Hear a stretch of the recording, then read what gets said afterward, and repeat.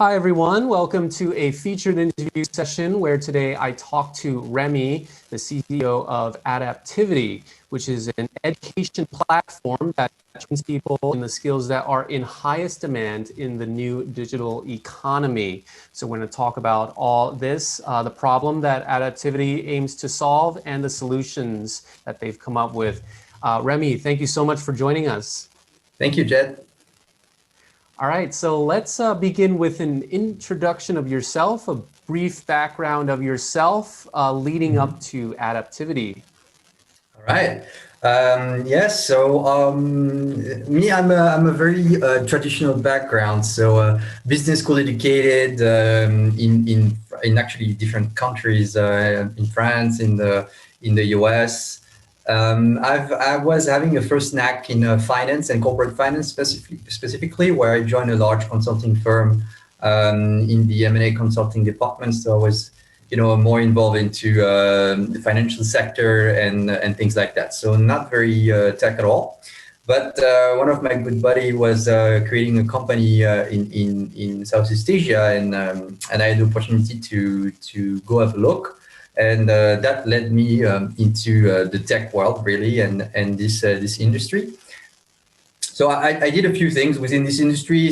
First, starting with the finance background and helping people, raise money or many different things with the help of these skills. And then I slowly moved up to the entrepreneurial journey, where now I'm so I'm co-founder and CEO of Adaptivity, so I've been now working from Southeast Asia for a bit more than 3 years now. So that's how it came to be. So you found yourself an opportunity in Southeast Asia. Could you talk about why Southeast Asia? Why not Europe? What opportunities you see here in Southeast Asia? So there's first there's a very macro reason, which is the Europe and the OECD, like in general, is growing slower than the emerging countries. It's a well-known fact, and it seems like a very boring economical metric, but it actually translates very well into your day-to-day life as a business person in general, because a lot of this comes to projects that are taking a lot longer to get accepted, and there is a lot more friction to things in general, and this kind of slow pace was not really adequate for us entrepreneurs trying to build things and fail quickly and regroup quickly and be able to learn from it. It's very difficult. It's not very difficult, but I guess it's more difficult in this environment as opposed to emerging countries, which have a lot more energy to it, right? And why Southeast Asia specifically is it's this culture and energy that there is. People are all constantly trying new things, and not these days, but in the streets of Bangkok, you can see restaurants pop up, go out of business, something come back very quickly, and you can very much feel this excitement for trying to construct things and really develop overall, which is for me much more satisfactory, much more energizing, and overall it fits much better my profile. Okay, great. So you saw an opportunity here in Southeast Asia, but interestingly enough, the opportunity you saw was to fix a problem, right? Mm-hmm. And this is what Adaptivity is aiming to do, is to fix a skill gap that you noticed. Could you talk about the major problem that you see here that Adaptivity mm-hmm. is noticing, and maybe talk about the trends that are emerging and what could happen? Yeah, absolutely. So this is not very secret as in the tech world, and I'm sure you've heard this a lot from your other guests as well, is that one of the major problems for companies worldwide, especially in the tech industry, is the finding talent, right? The so-called talent war. we come to very like difficult terms like warfare term, because it becomes really that bad on the ground. Like the companies are struggling to find talents. There is this very much this a creative destruction process that has been happening now for a long time. But especially with tech, it's especially fast. Jobs that appeared maybe in the 2010s or early 2010s are now like primordial to many companies, and people didn't have the time to adjust. So the major problem, like you said, is the digital skills gap. Like there is not enough tech talent to fill the need of those new jobs. It is very simple. It came to be as we were working as I was working, and we were working with some co-founders in a recruitment space. Recruitment space is a very good place to look from, because it's a very old industry that has been disrupted early enough. But to me, it's not a whole solution. It's a good punctual solution. We call it a band-aid solution. So you're needing a lot of tech talent for a specific project. It is possible to fill that need with recruitment, but overall, like if you take someone from somewhere, it's going to be missing from this place. And knowing that there is not enough people to fill that place, then at the end of the day, you just don't have enough tech talent, right? So this is the major problem that we're trying to solve. And in our approach, we actually looked at the current solutions. Solutions are so the traditional solutions like schools and universities, and also the new solutions that are arising as well to solve this problem. And we've seen that none of them really succeeded in actually filling this gap. And I would even argue that they would increase this gap, notably in the university. But the other solutions always have some form of issues that they're not. They're quite exclusive, or they're not universally split, and that is creating a problem, because you need tech talents everywhere, not only in Southeast Asia, not only in emerging countries, but very much in developing countries, very much in everywhere, and that is a need that needs to be solved. So, regarding the trends that you mentioned, there is a few things. The unavailability of talent is now like companies are trying to fill their as we mentioned, their jobs as much as possible. The increase of automation. This is very much this creative destruction that we're mentioning, and the aging talents as well. You are in need of like not only creating new tech talents with the people that are coming in, but you also need to bring a lot of the people that are already working into this world.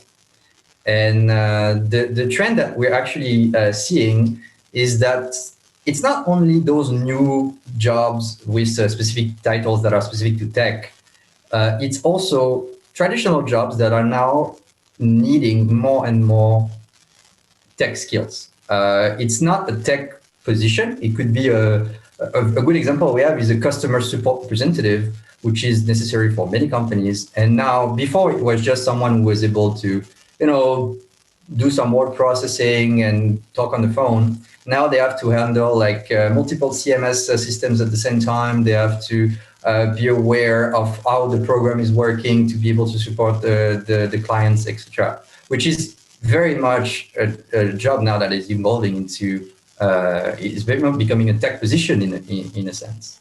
And that is what we're seeing as a trend, and it's not going to stop. It's going to accelerate, if anything. So that is one of that is the major problems we're trying to solve, is trying to bring more people to this economy as a whole, not just build more developers, but help people support their transition into the digital era, really.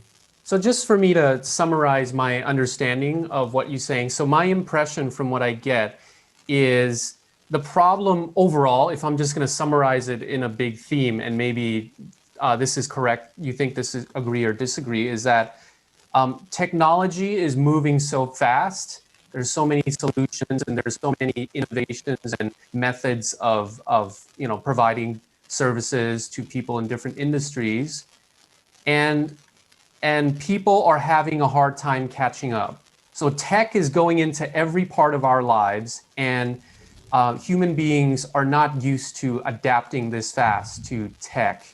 Would you agree that this is kind of like a summary of the problem as a whole? I think yes, it is definitely core. There is a lot to it. It's hard to you're summarizing it well into one sentence, right? But it sometimes as from we see it from our point of view, it fails to capture some of the key details. But overall, yes, one of the major problem is the speed of tech, and we hear that a lot. And I can tell you that for those people who are listening, that it is very much something that impacts us on the day-to-day. A good example is that we've been recently talking to some of the universities, and we're realizing that in the software engineering program, what they learn in the first year is irrelevant now by the time they graduate of their 4-year program.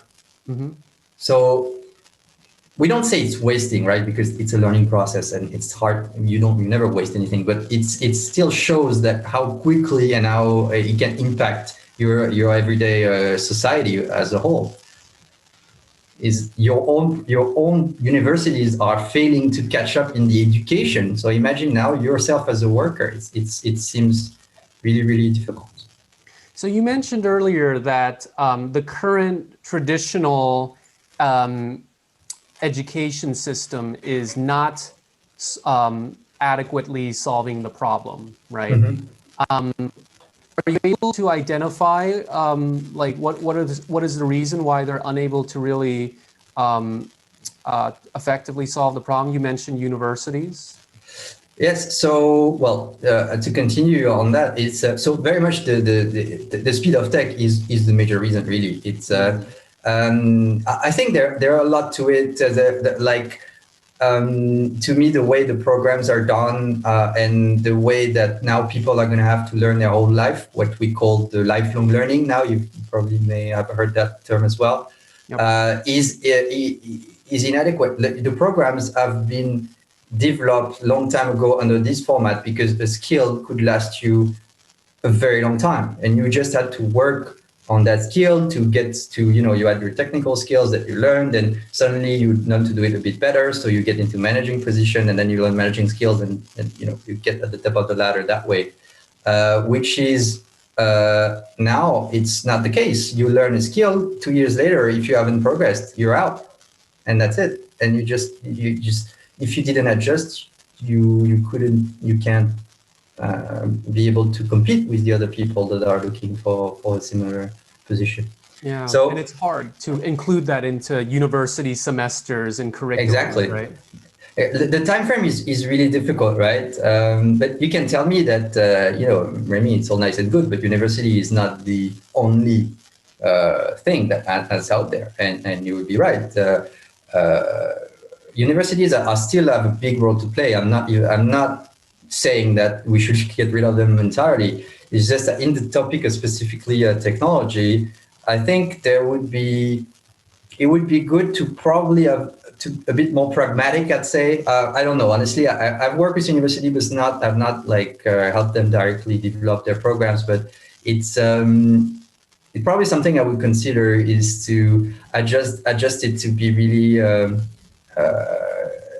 not about just a technical skill that you learn, but it's about how you need to come up with solutions to solve problems, which will equip you a lot better to be able to adjust yourself later on. It's just now it requires students to have the realization that they're doing a program which is good. It helps them catch up, but that's never the end. Yeah. It's always going to have to be something like that. It's a mindset too, right? You mentioned lifelong learning. People used to think that you go to university for 4 years and you learn everything that you need to do for the rest of your life. And That's just not the case anymore, right? With like you said, the speed of technology. So before we get into adaptivity, and I know we're really talking long about the landscape, but I think it's important, right?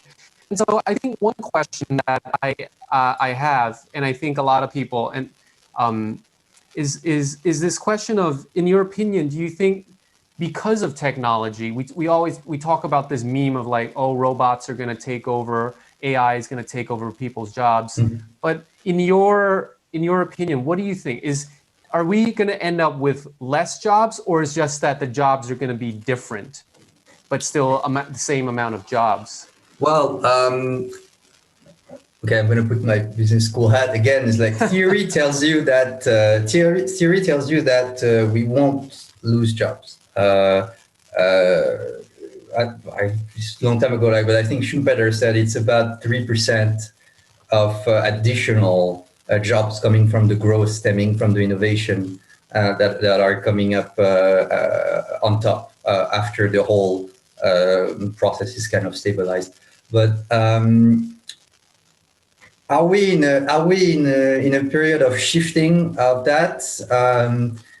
Maybe. I'm not really sure, honestly. Like, I don't think people should worry about the automation of their job as of today, because having fully automated machine in kind of like a dystopian universe is not for tomorrow, is not for after tomorrow. First, we need to save the planet before that happens, really. I think this is one of the first more urgent things that we need to do, and that I know you are at that class program are also supporting companies that try to do that. But it's definitely something you need to learn how to work long, and being able to work with machines, with AI, with everything and being able to enable them to solve major problems is definitely a key to your future career success in the next 20, 30 years. And I think we come back to this mindset of like lifelong learning, is that, yes, now that's true that you have to evolve with those machines now. And since those machines evolve really fast, you have to evolve really fast as well. But we always all those things are developed by people, and they're not working without people. So I'm not too worried about the amount of job overall.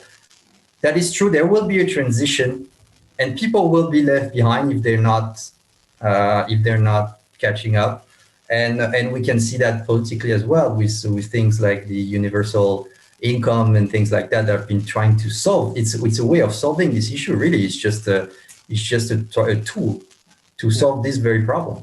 But honestly, I think for now it's still in our hands if we decide to be motivated enough to do the change, because that's an issue as well. Motivation is a major factor. Okay. So to summarize, and correct me if I summarize it wrong, you don't necessarily think that there will be less jobs, but there will be transition periods that could really hurt. Yes. Right. Yes, definitely. And how many industrial revolutions have we had now? Is this the fourth? We were talking about the fourth. We were even talking about the fifth after that, but okay. I think now the fourth is the most relevant. Yeah. Okay. So would you say that in each transition to each industrial revolution is a pretty painful transition for a lot of people because of this, it's in the word, in revolution and this change. Is it usually? Yes. I hate to be the doomsayer. Right? I don't want to be the doomsayer on the country, but history tells us that it is. That people have suffered very much from it on many different levels. So there is this obviously like loss of jobs, economical downturns, but it's also the time where coal miners were getting cancer left and right. People working in factories were having major health issues because of the repeating motions of things. And it's just like there are going to be some form of suffering that way. And if nothing, the economical transition period is going to be tough for some people. Yeah, that's useless to deny that and say that we'll be the savior of everybody. what we can do is provide support as much as we can to guide people toward the right direction.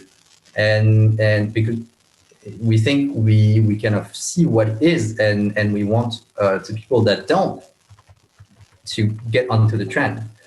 But yes, overall, I think if you look at all the three previous revolutions, I'm old enough to kind of have somewhat seen the blue workers, the blue collars to white collars. I mean, I haven't really seen it, but I've heard about it a lot. And now, like, we're evolving from that again. So does that mean that the blue collars from 40 years ago now are completely out of jobs or all dead or all it? No, it's not the case. A lot have evolved. And I think that is very much still the case. So even if history tells us it's going to be painful for some people, it also tells you that we come out ahead on many metrics. As a society, you have life expectancy, quality of life, children mortality, and stuff. All of those like major macroeconomic factors are improving. So is it going to be bad for some? Yes. Is it going to be bad overall? I really don't think so. Yeah. And would you say that, would you say that this is one of the missions of adaptivity, which is to make sure that this transition is as smooth and painless as possible for as many people as possible? Would Definitely. you say that this is one of your main missions? I think it is the main mission, honestly. We have written it a little bit differently, but it's definitely like, if you want to put it, we can put it that way.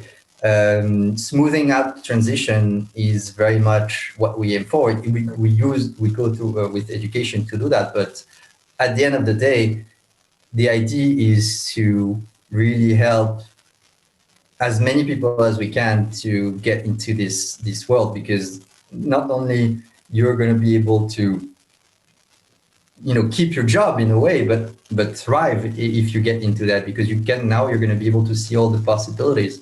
It's just bringing a new light. I hear so many. I watch the news. It's just doom and gloom every day, and it's frustrating sometimes, because we're in a position where we can see the light very well. And I know at last you see it too, because you talk to so many great people, and I just want to be able to spread it a little bit more positivity out there, because we can do something about it, and we're here to help you do that. So come see us, I guess. That's great. And I think it's great. And this is, and like you said, focusing on the positives. And this is one of the reasons why I'm passionate to being a part of Atlas, because I come from a broadcasting and journalism background, and it really is, I'm really sick of the bad news. And I would rather be a part of something that's spreading a more positive message. And that's why I'm here, talking to people with positive messages that are proposing real solutions instead of just focusing on the negative, right? I mean, that's a mindset thing too, right? To focus on the solution and not the problem. So anyway, let's talk about the solution then. So we've established this whole, big skills gap. There's always huge and painful transitions between industrial revolutions. And you've established that traditional education programs have not been effective enough. We're not going to blame them too much, but just saying maybe they're not there yet. So let's talk about how is adaptivity going to help people transition to the next industrial wave? Absolutely. So this is a question that honestly, it's a lot more difficult than you think, because you have a lot of things that have been done already, and that have somewhat worked. Some worked very well, some didn't. And how you can apply that to as many people as you can. And a lot of the solution is actually one of the main issues, is that you can apply it to a lot of the solution that we can. Remember earlier I said I would argue that university increased the divide. If you let me explain on that, is there is those universities, and they're first of all, they're not evenly spread. There's a geographic divide. First, you don't have universities of high quality everywhere. It's mostly focused in the Western world. And with that, also, if you look at their success metrics, it's not very much the number of people that they successfully educate or teach. There is a lot of exclusivity that comes with the prestige of the universities, and that's not in their best interest. I'm not blaming them, and it's not in their best interest as an organization to suddenly try to be as lean as possible, and every income they have to redistribute that into and re-put that into their model to try to teach more people. It's not the way this world works. And one of the example, I'm not going to pick on specific stuff, but I see those major American universities have billions and billions and billions of dollars of endowments and funds that are just there in the financial markets. So why would they not take half of that to build more infrastructures and teach more people? Well, it's because suddenly you dilute the value of your diploma. And that way in that way, it's kind of increasing the number of people, because the number of people on the planet keeps increasing, and the number of people that are being taught at that level stay relatively the same, right? So you have suddenly a divide that is being widened. So basically, to come to adaptivity is that, okay, we know university model of work. There have been some cool new things that have come up over the years, that notably the boot camps. Boot camps is like, for those who don't know, like a very short, intense camp, really, to where you learn a skill over quite a few weeks, and it aims you to from zero or to get into a junior level in a matter of weeks or months, and it is somewhat effective. You can see some success there. But same, it's often expensive, it's not always accessible, and it's also not necessarily a good way to learn for everybody. There is also that to take into account, right? So adaptivity, we've looked at all that. Oh yeah, sorry. And there's also the online programs that, you can see now it's sprouting everywhere, and it kind of become like overwhelming. And it's also good, but only if you know where to look. And knowing where to look and what to look for is already something that most of the people don't have, because they're not necessarily in this industry. And even then, I just type learning digital marketing on Google, and you see how many courses comes up. Go on Udemy and type that, how many courses comes up. It's too many. Yeah, there's no way you could choose. It's like, it's like I give you a jam test, right? Do you prefer like strawberry or raspberry, or do you prefer among the list of 1,500 jam flavors that I have? You're just paralyzed. We understood all that, and what we decided to do was to create a mentorship program where we created a framework to actually help people go into the skills that fits them the most. So basically, work is about creating a learning plan, a personalized learning plan that fits your needs very well in terms of personality, condition of life, what you like to do, what are your passions, and also how do you like to learn, and being able to guide you toward this entire digital economy that is not only developers, right? It's a plethora of jobs, and finding the one that is right for you is definitely something we aim to do, and that is part of the framework.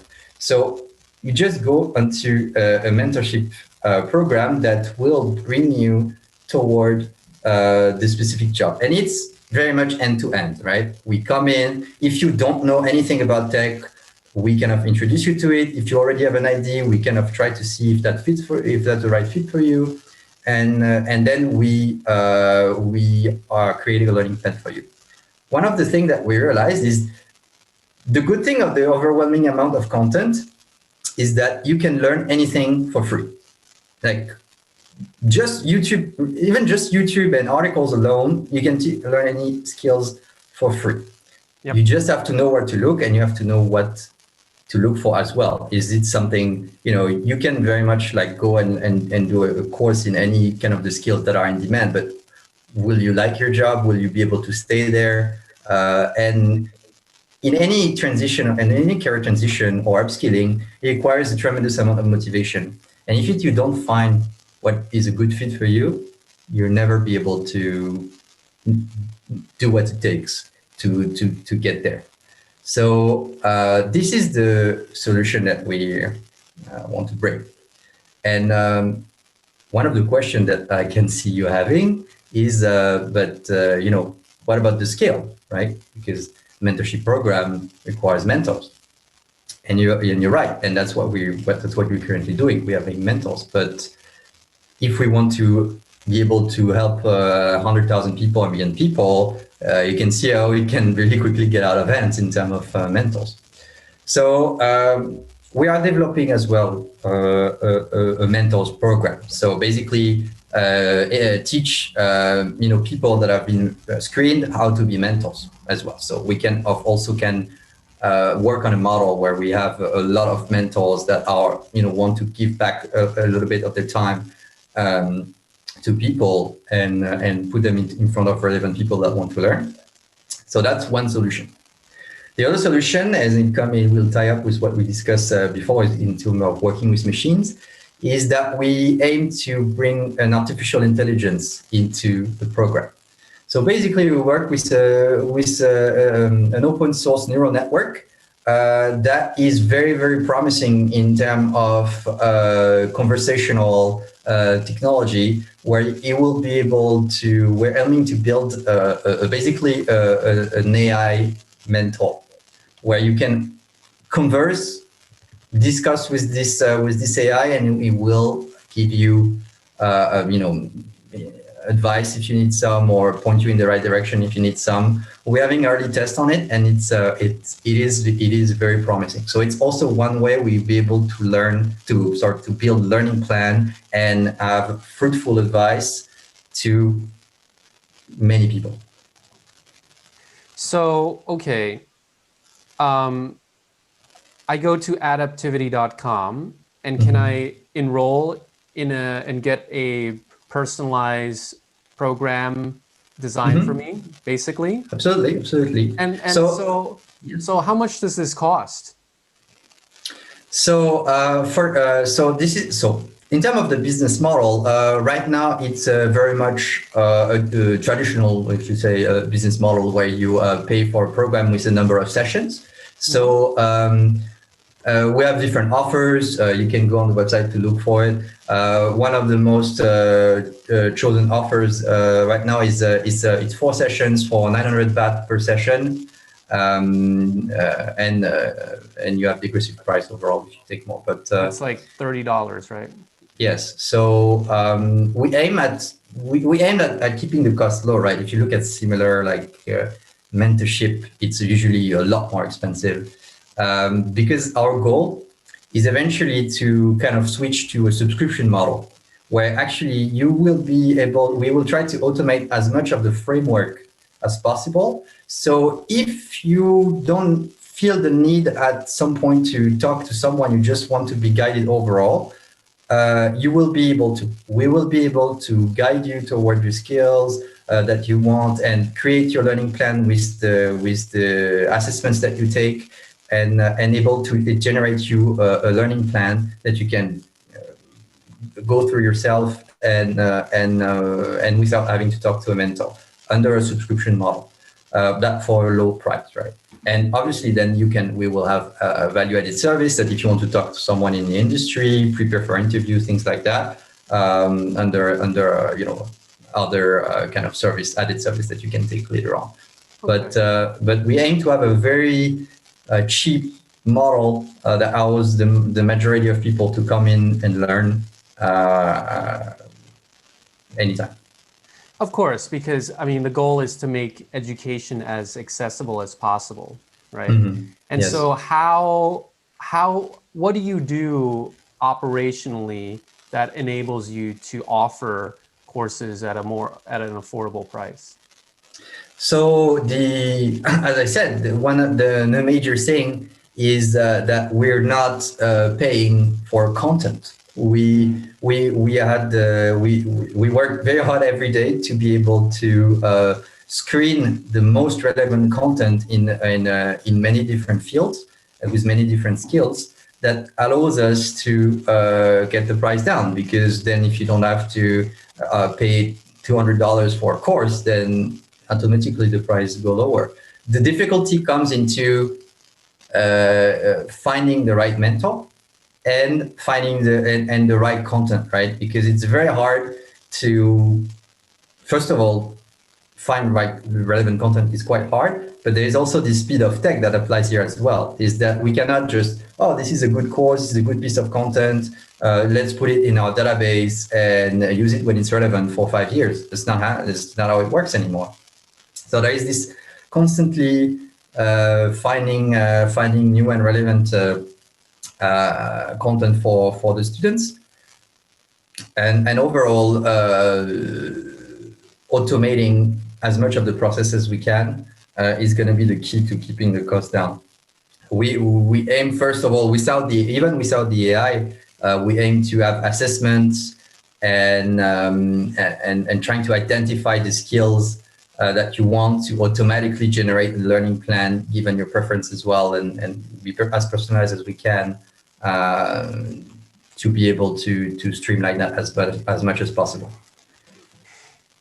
Yeah, it sounds to me, at least from my subjective viewpoint, what strikes me as very interesting about Adaptivity is you mentioned your AI mentoring system where it's able to give you advice and all like that. So this sounds to me like one of the key features of Adaptivity that makes it unique. Is this something unique to Adaptivity, or do you see your competitors developing a similar AI like this as well? So there's a lot of chatbots that are going around, right? And some are some can be useful in education companies. You can see that it's being thrown out as like a word, and usually it comes into the back end. Into the recommendation of content and trying to use that technology to be as relevant as can be, and that's very fine, right? Usually they're not talking about the front end as much because it's extremely difficult, first of all, and it needs an immense amount of relevant data to be able to work very well. Fortunately, we've had access to a neural network that allows us to do some testing, and like I said, very promising. I no doubt that at some point people will catch up regarding this, but as far as I can see, no one is really doing it under the way we want it to be, and I don't think.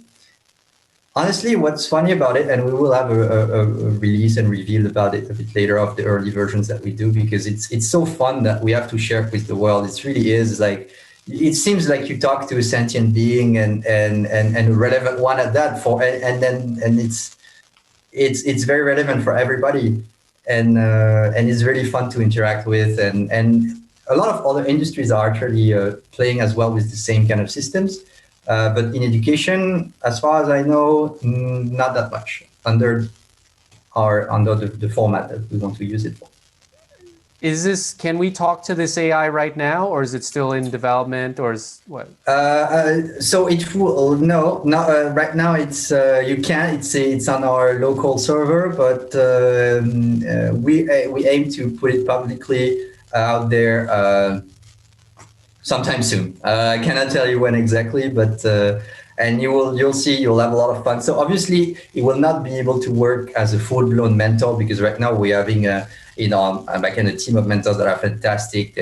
We developed the entire framework. It's very relevant. You can go and see all the reviews of the people. We have actually already supported successful transition of people who moved careers So we know we have a proof of concept already working.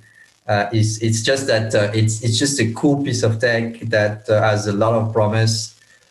Like AI has had a lot of promise for 10 years now, right? But I think now it's really can.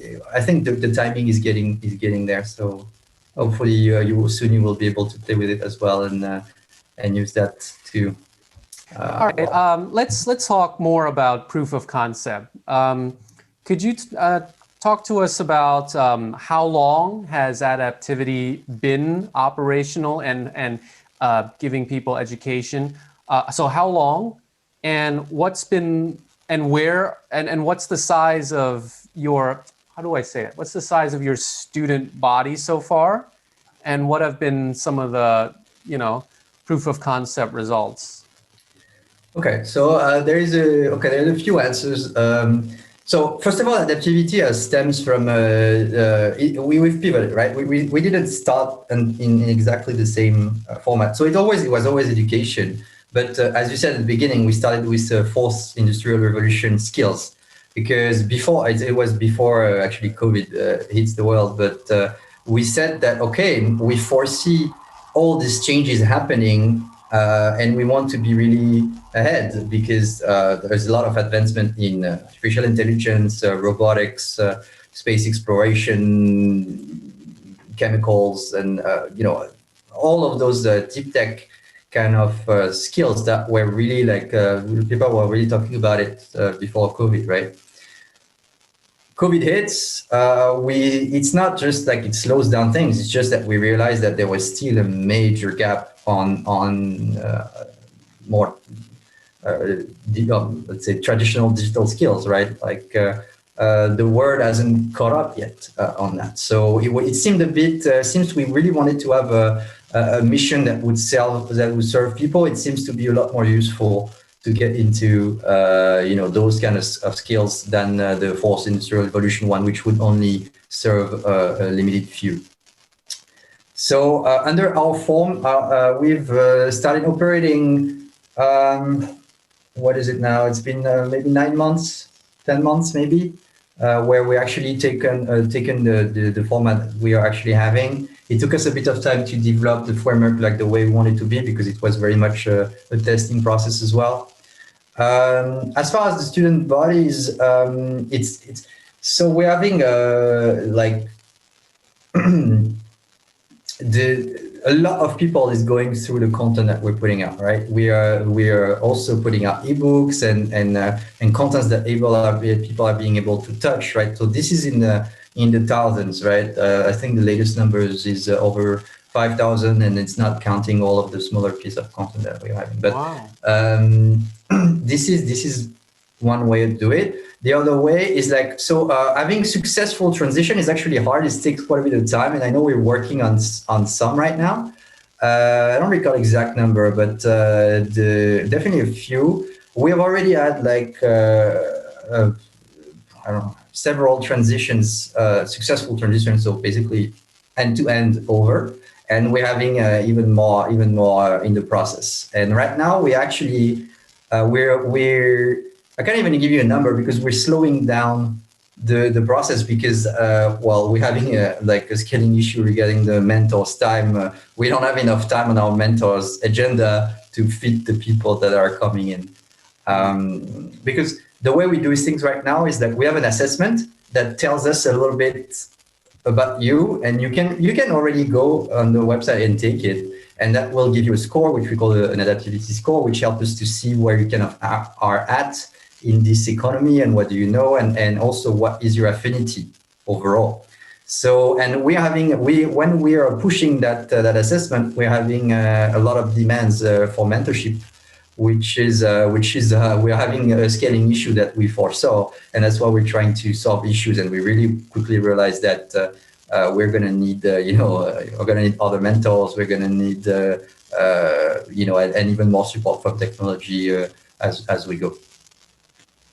So yeah.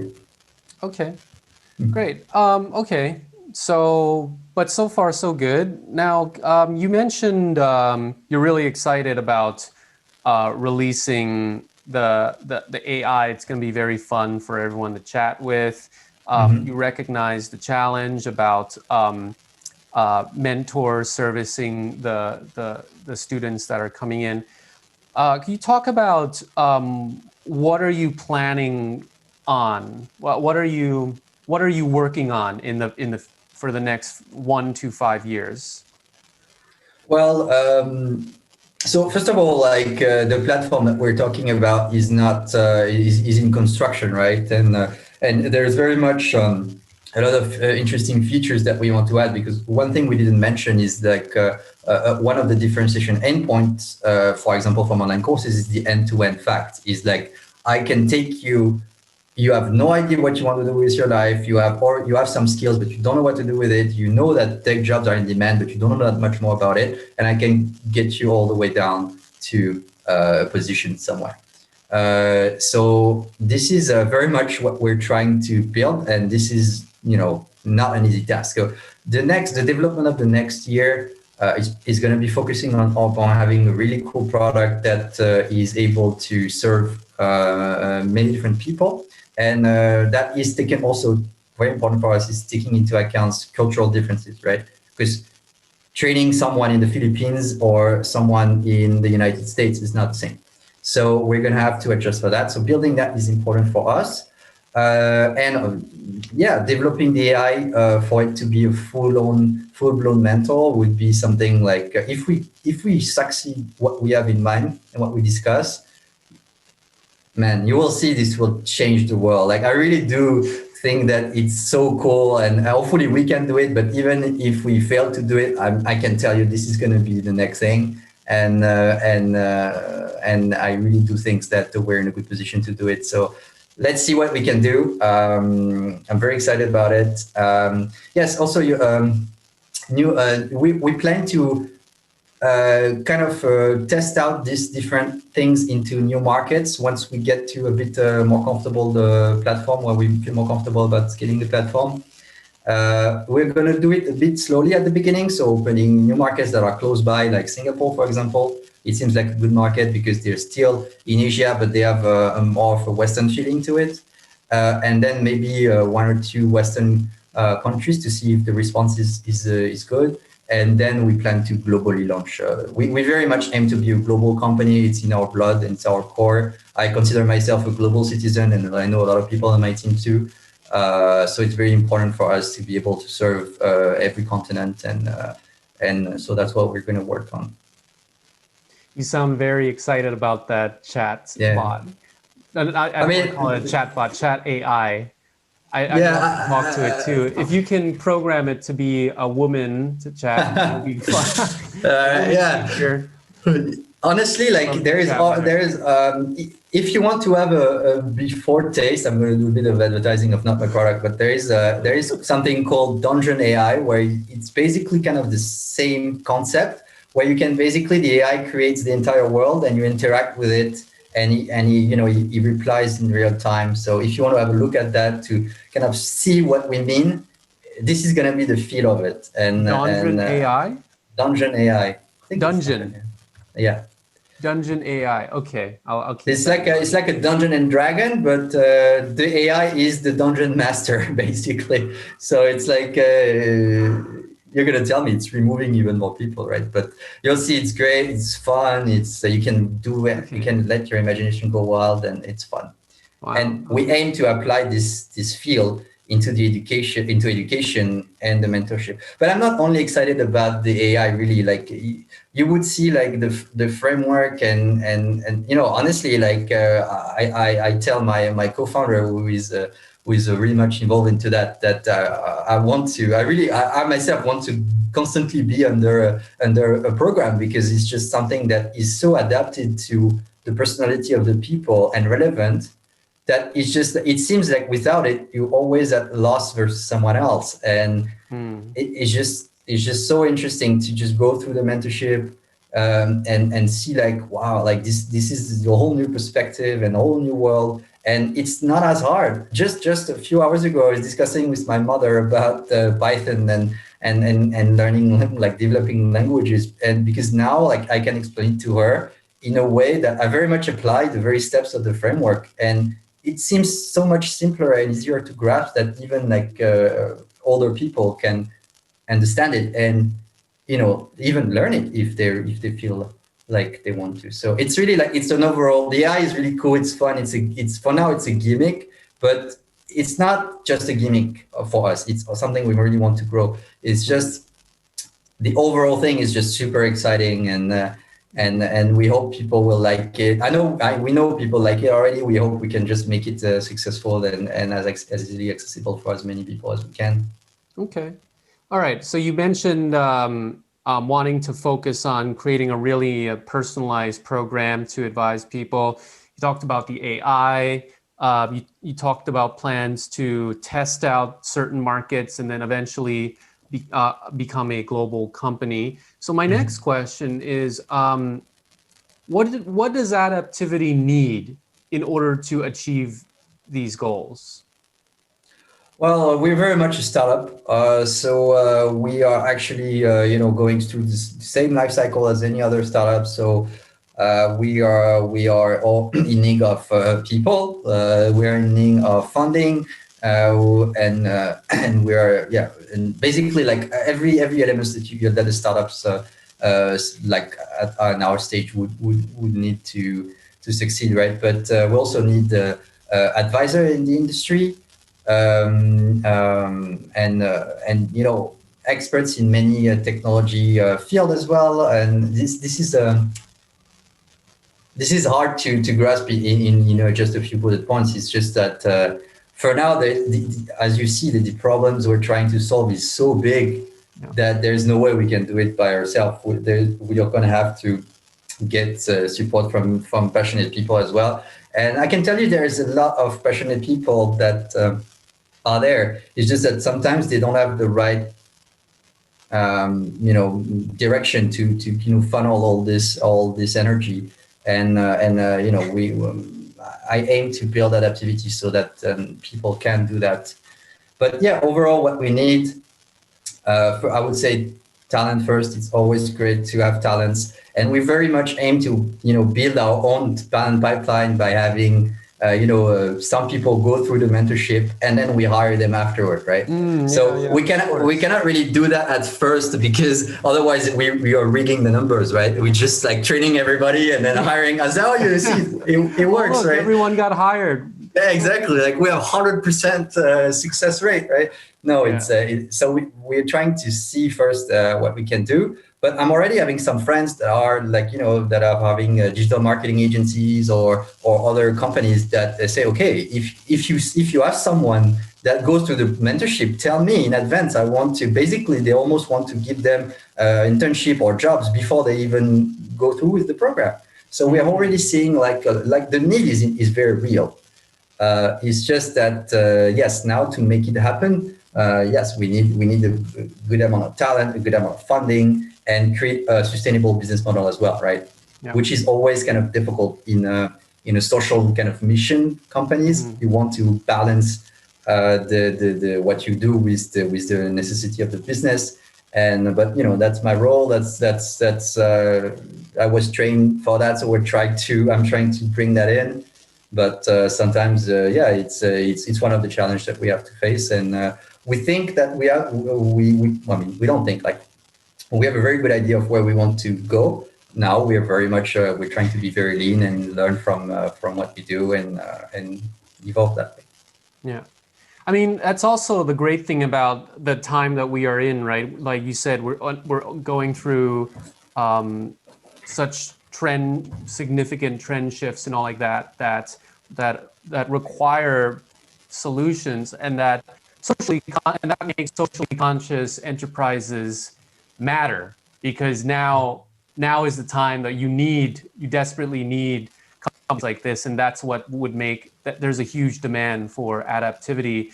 And that's one of the key investment and visions at Atlas as well, is that it's time. Now is the time, because people are coming to realize that there's so many changes taking place, whether at the social level, economic level, or at the planetary level. And companies like yourself that have a purpose, a mission beyond just profit, are actually really valuable now, are much needed because of the trends that we see. And so, yeah, and I hope that this conversation that we have will raise awareness of adaptivity and then get you in front of a lot of investors, connect you with a lot of people. And what we do, we have networking events as well. And of course, we got the 12-week accelerator program coming up. So really excited about that. And with that, I think we'll end it, Remy. Thank you so much for telling us about the story about adaptivity, all the exciting stuff you're doing, and I wish you all the best. Yes, thank you, Jed, for having me. It was a great discussion, and I hope all the best with all the companies that you're supporting. Before you go, what are some ways that the people that you need help, whether it's mentors, personnel, or investors, how can they get in touch with you? So for people just wanting to have a look at adaptivity, you can go on the website, take the assessment, just browse through. You can contact us directly there as well. Otherwise, personally, like anybody can send me an email. It's very simple. It's Remy, R-E-M-I, at adaptivity.us. It's the simplest way to go. Otherwise, on all the social media, like I'm usually very open and to talk to anybody and even just exchanging really. So no problem. That you can always contact me anyway. Sounds good, Remy. Thank you so much for being here. Thank you, Jed.